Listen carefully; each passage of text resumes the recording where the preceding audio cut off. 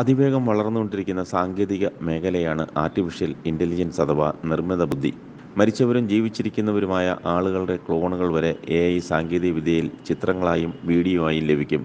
കൂടാതെ കഥ, നോവൽ, തിരക്കഥ, ചിത്രരചന തുടങ്ങി വിവിധ മേഖലകളിൽ ടൂളുകൾ പുതുതായി രംഗപ്രവേശനം ചെയ്തു കഴിഞ്ഞു. ഉപയോഗിച്ച് ഒരാളുടെ ആയുസ് വരെ പ്രവചിക്കാൻ കഴിയുമെന്ന് അവകാശപ്പെട്ട് രംഗത്തെത്തിയിരിക്കുകയാണ് ഡെൻമാർക്കിലെ ശാസ്ത്രജ്ഞന്മാർ.